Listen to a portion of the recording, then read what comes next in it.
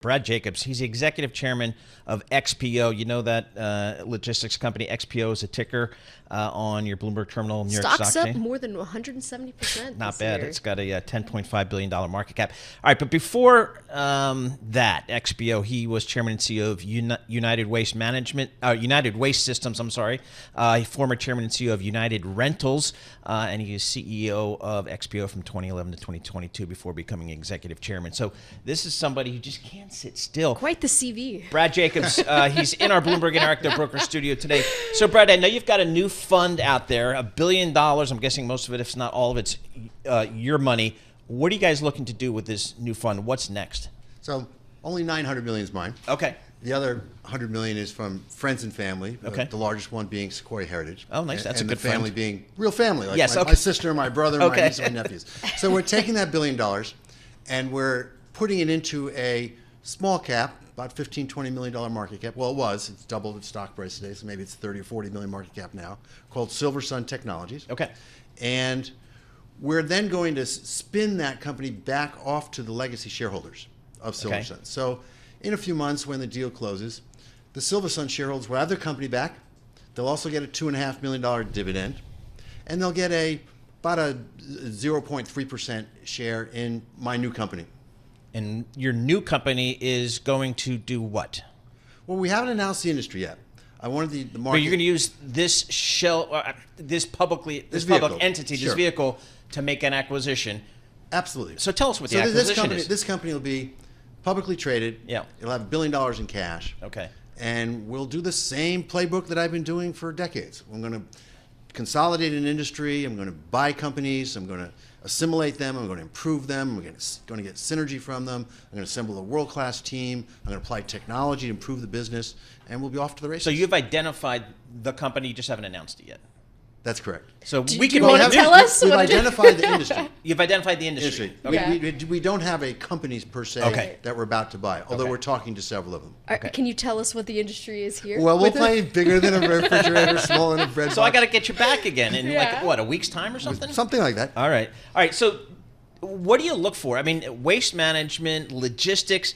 I mean, these things aren't sexy, but what do you look for? I think they're sexy. They're sexy for your bank Look, account. sexy means making a lot of money for shareholders. That's right. And at United Rentals, we got in. It was $3.50 a share when I started the company in 1997, and on Friday it was over $500 a share. And right.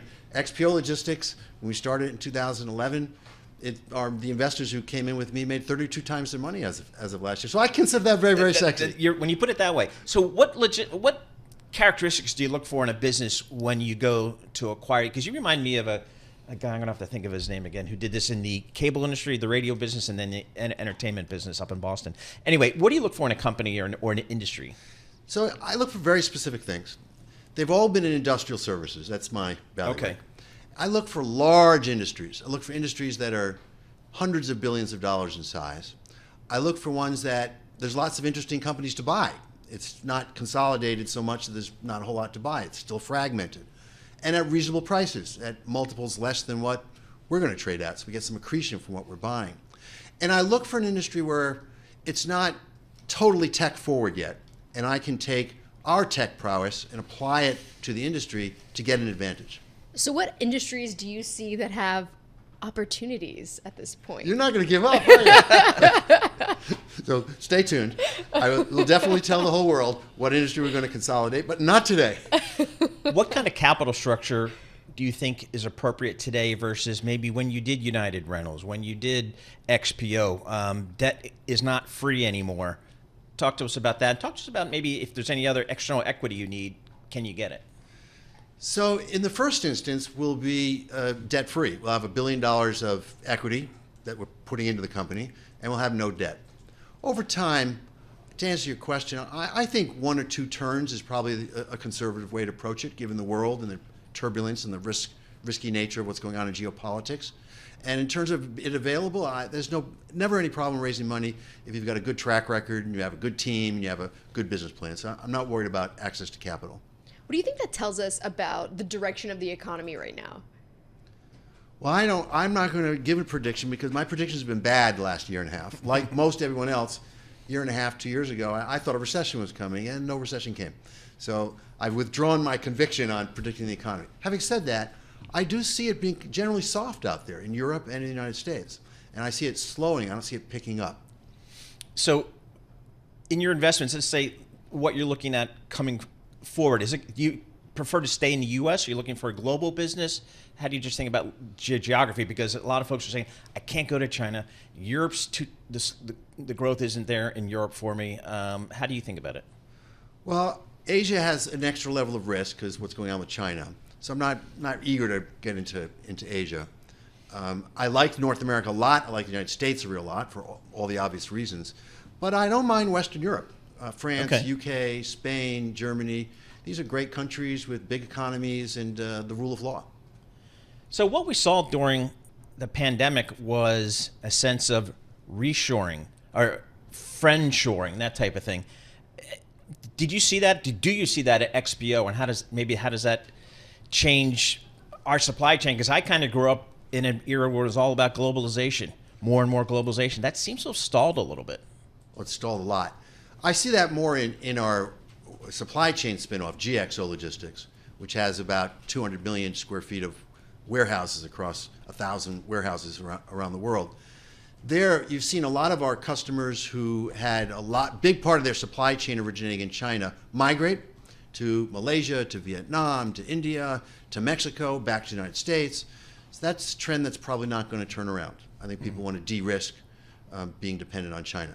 And especially when it comes to the supply chains and what we just went through because of the pandemic, where are you seeing improvements and where are there still some lags there that are issues for the broader global supply chain? Oh, the supply chain has normalized quite a bit. It's not anything like it was a couple of years ago during COVID when it was hard to get anything and things moved very slowly and the prices were real high. To the contrary, the price of freight transportation and logistics in general has come down a lot. And its capacity, the availability of transportation is available quite a bit. So what's the biggest challenge as you think about it? I mean, you're going to put some capital to work here. What do you think, just broadly defined, are some of the biggest challenges that you're going to have for, again, redoing your playbook, growing maybe through acquisition and so on and so forth? What do you think some of the challenges over the next several years for you? The most important thing that has to be accomplished in any business plan, but particularly one that's going to be high growth and where we're aiming for the stars in terms of very, very high returns to shareholders, is people. You've got to assemble a world-class, real world-class, not even first class, a world-class management team that's hardworking, that's honest, that gets along well and plays well in the sandbox together, is super smart, very focused, really understands what they're doing, on top of everything. And if you can get a management team assembled that's got those kind of superstars, the rest, I won't say it's super easy because nothing's super easy, but it's relatively easy. What's one of the top questions that you get from shareholders? Well, shareholders are always thinking about, well, it depends which shareholders we're talking about. So there's two categories there. You have short-term and long-term. So the hedge funds and some of the high-velocity funds, they're very interested in the quarter, maybe the next quarter. Right. At the most, the outlook for the next year.